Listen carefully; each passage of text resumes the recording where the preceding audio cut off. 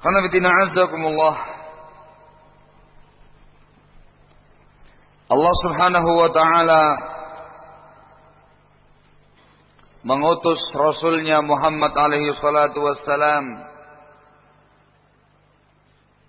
ala hini fatratin minar rusul, pada masa-masa kekosongan Rasul, masa-masa di mana umat manusia pada masa itu di atas jahiliyatun jahla, kejahilan yang amat sangat bodoh, yang sangat merata. Umat manusia pada masa itu kembali sebagaimana dulunya masa-masa jahiliyah, masa-masa penyembahan kepada berhala, masa-masa kesyirikan, masa-masa kekufuran, kecuali sebagian ahli kitab yang tersisa pada masa itu. Lalu Allah Subhanahu wa taala mengutus Rasulnya alaihi salatu wassalam di tengah-tengah mereka. Yujaddidu lahum dina abihim Ibrahim alaihi salatu wassalam, menjelaskan kepada mereka, memperbaharui untuk mereka agama moyang mereka, yaitu Nabiullah Ibrahim alaihi salatu wassalam. Dinul Hanifiyah, agama yang lurus, agama yang murni, yaitu beribadah kepada Allah Subhanahu wa taala semata dengan tanpa sekutu baginya, memurnikan ibadah untuk Allah Azza wa Jal, meninggalkan berbagai macam kesyirikan-kesyirikan. Rasul pun menyampaikan kepada kaumnya kalimat la ilaha illallah, mengajak mereka untuk mengucapkan kalimat la ilaha illallah, mengamalkan isi kandungannya, mengamalkan konsekuensi-konsekuensinya, beribadah hanya kepada Allah semata, dan meninggalkan segala bentuk peribadatan yang mereka lakukan saat itu. Pada masa itu ada di antara mereka yang menyembah patung, ada di antara mereka yang menyembah malaikat, ada yang menyembah nabi, ada yang menyembah wali, ada yang menyembah pohon-pohon keramat, ada yang menyembah batu-batu keramat, dan berbagai macam bentuk kesyirikan yang lainnya. Rasul mendakwakan tauhid di tengah-tengah mereka. Ketika Rasulullah SAW mendakwakan tauhid ini kepada mereka, mereka pun menolaknya, menganggapnya sebagai sesuatu yang baru, sesuatu yang aneh. Tokoh-tokoh musyrikin berkampanye di tengah-tengah umatnya, menenangkan umatnya jangan sampai terkecoh, jangan sampai tertipu dengan agama yang dibawa Nabi Muhammad SAW. Diabadikan dalam Al-Quranul Karim, mereka mengatakan aja'alal alihata ilahan wahida inna hadza la syai'un ujab. Apakah si Muhammad ini sallallahu alaihi wasallam menjadikan sembahan-sembahan yang banyak itu hanya satu saja? Inna hadza la syai'un ujab. Ini sesuatu yang sangat ajaib, sesuatu yang sangat aneh. Mereka juga mengatakan kepada kaumnya, ma sami'na bihadza fil millatil akhirah in hadza illa ikhtilaq. Kami tidak pernah mendengarkan dakwah seperti ini, seruan-seruan seperti ini pada moyang-moyang kami terdahulu. Ini hanya rekayasa, ini tipu daya, ini kepalsuan yang diciptakan oleh Muhammad sallallahu alaihi wasallam. Maka ikhwan fillah azakumullah, yang masuk Islam ketika itu betul-betul dijadikan dan menjadi orang yang sangat asing dan sangat terasing di tengah-tengah masyarakatnya, di tengah-tengah kaumnya. Khadijah radhiyallahu taala anha, orang pertama yang memeluk agama Islam. Abu Bakar As-Siddiq radhiyallahu taala anhu, Ali bin Abi Thalib radhiyallahu taala anhu, Zaid bin Harithah radhiyallahu taala anhu, Bilal bin Rabah radhiyallahu taala anhu, dan terus disusul oleh orang-orang yang lain, satu persatu masuk ke dalam Islam. Dan mereka semua yang masuk Islam ketika itu masuk pada dinut tauhid, agama tauhid ketika itu, menjadi seseorang yang sangat asing di tengah-tengah masyarakatnya. Masyarakat berhalaisme, penyembah patung, penyembah berhala, mereka hanya menyembah Allah Azza wa Jalla semata. Disiksa, dianiaya, direndahkan, dihinakan, seperti yang sudah sering kita baca dalam sirah nabawiyah. Namun Allah Azza wa Jalla menghendaki Islam akan sempurna. Maka dengan berjalannya waktu, dakwah Rasul alaihi salatu wassalam semakin lama semakin tersebar. Semakin lama semakin dipeluk.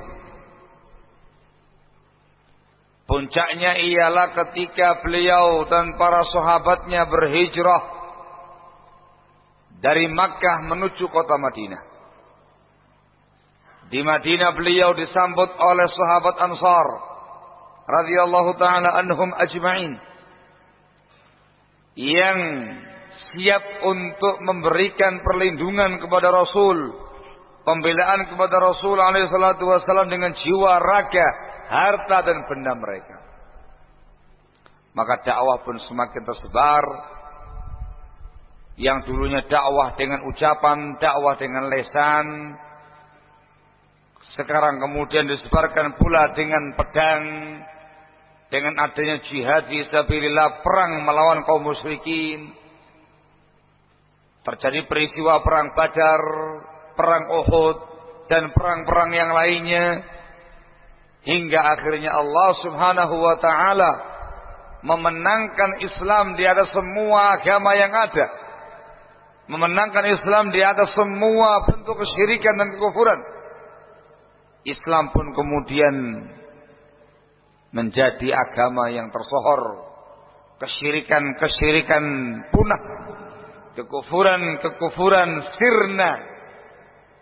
Allah mengatakan dalam firman-Nya, "Huwallazi arsala rasulahu bil huda wa dinil haqq liyuzhirahu 'ala ad-din kullih walau karihal musyrikun."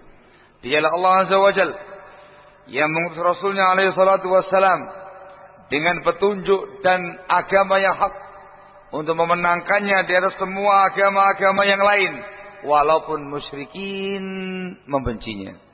Semua umat kufar berkeinginan untuk menghancurkan Islam, bersatu padu untuk mematahkan kekuatan Islam. Namun Allah porak-porandakan kekuatan mereka. Yuriduna liyutfi'u nurallahi biafwahihim wallahu mutimmu nurihi walau karihal kafirun. Mereka hendak memadamkan cahaya Allah Azza wa Jalla dengan mulut-mulut mereka, dan Allah lah yang menyempurnakan cahayanya walaupun orang-orang kafir membencinya.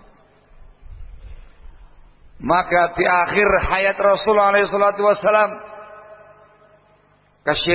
kesyirikan di bawah telapak kaki Islam,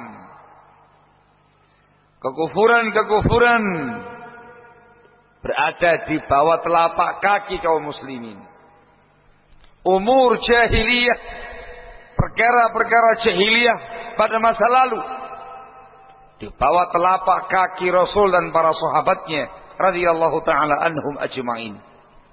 Yang dikenal ketika itu hanya Islam, iman, muslimin, mukminin, orang-orang yang memeluk agama Islam seperti yang disampaikan, diajarkan oleh Rasulullah SAW. Rasul meninggal dunia dalam keadaan Islam telah sempurna. Al-yawma akmaltu lakum dinakum wa atmamtu alaikum ni'mati wa raditu lakum al-Islam dina. Pada hari ini aku telah sempurnakan untuk kalian agama kalian dan telah aku cukupkan nikmatku atas kalian. Aku ridha Islam sebagai agama kalian. Sempurna. Rasul mengatakan dalam sabdanya, "Taraktukum 'alal bayda, taraktukum 'alal bayda, lailuha kanahariha sawa, la yazighu 'anha ba'di illa halik." Aku tinggalkan kalian di atas agama yang putih, syariat yang sangat bersih, benderang, terang benderang. Malamnya sebagaimana siangnya sama saja. Tidak ada yang menyimpang daripadanya sepeninggalku nanti, melainkan dia pasti akan binasa. Hal itu juga diakui oleh para sahabat yang lainnya. Seluruh para sahabat menjadi saksi bahwasanya Ar-Rasul SAW telah menyampaikan semua bimbingan Islam dengan sempurna kepada para sahabatnya, kepada umatnya. Abu Darda radhiyallahu taala anhu, sahabiyun jalil,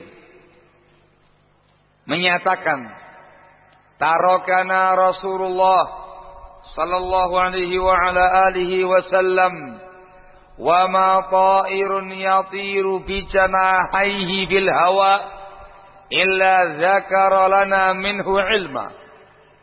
Ar-Rasul alaihi salatu wassalam meninggalkan kami, telah wafat.